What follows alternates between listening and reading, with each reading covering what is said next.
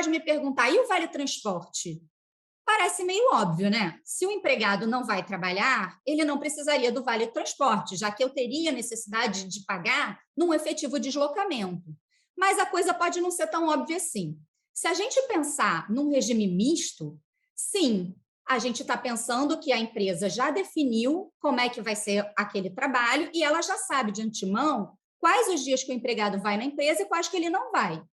Fica muito fácil, é só ela fazer o crédito no vale transporte do empregado, no cartão, ela faz o crédito com o pagamento dos dias só que ele vai trabalhar presencialmente. Mas como que ficaria isso num regime, por exemplo, semiflexível ou num regime híbrido? Porque, nesses casos, o empregado, apesar de ter os dias minimamente já previstos de quais ele vai comparecer na empresa, por exemplo, 2 vezes na semana ou 3 vezes na semana, ele tem a opção e a faculdade de poder ir nos outros dias também. E aí, como que ficaria para a empresa organizar isso, né, essa logística de pagamento de vale transporte? Bom, aqui não tem uma resposta exata.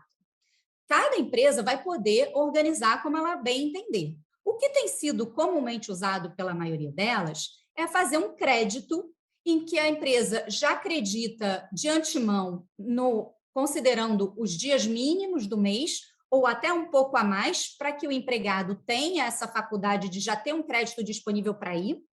E aí, conforme ele for indo, ele vai abatendo aquele crédito e fazendo como se fosse uma conta corrente todo mês com a empresa.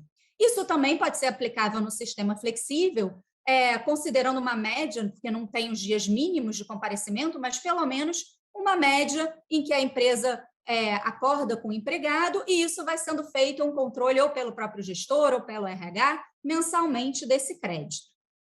Por fim, um benefício que é muito discutido também, e também foi muito discutido na pandemia, é a questão do vale alimentação e do vale refeição.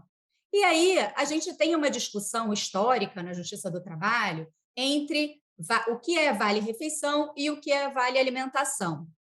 A grande diferença aí está que um é fornecido para o trabalho e o outro é fornecido pelo trabalho. Ou seja, o vale alimentação, ele é pelo trabalho. Pelo simples fato de eu ter aquele contrato ativo, eu recebo um vale alimentação, que é a antiga cesta básica. O vale refeição pressupõe uma efetiva refeição que vai ser feita no local de trabalho. Quando as pessoas passaram a trabalhar em casa, durante a pandemia, muito se questionou sobre isso. Se o empregado está trabalhando em casa, eu não preciso mais fornecer vale-refeição? Principalmente, a dúvida maior era sobre vale-refeição. E qual foi o entendimento que tem prevalecido nesse caso? Considerando que, apesar de estar em casa, o empregado está se alimentando e está trabalhando, ele teria sim o direito a receber o vale-refeição, mesmo nos dias de trabalho remoto, diferente dos dias de folga ou de férias, que ele não está à disposição da empresa, e aí você pode retirar o vale-refeição. De qualquer forma, essa diferenciação entre vale-alimentação e vale-refeição acabou perdendo um pouco o sentido, considerando que hoje em dia as empresas costumam fornecer um cartão único e os empregados podem escolher por um benefício ou outro. Então, não seria razoável que um empregado que optasse por um vale-refeição recebesse menos do que um que optasse pelo vale-alimentação. Então, no final das contas, tanto o vale-refeição quanto o vale-alimentação vão ter que ser fornecidos para os empregados em todos os regimes híbridos, inclusive no misto, porque mesmo estando em casa, ele vai ter o direito a esse benefício. E, por fim, um último ponto que eu acho que é relevante para todos esses benefícios que a gente conversou. Todos eles, independentemente do que a empresa opte por aplicar, é importante que ela mantenha uma regra única para todos os empregados numa mesma situação.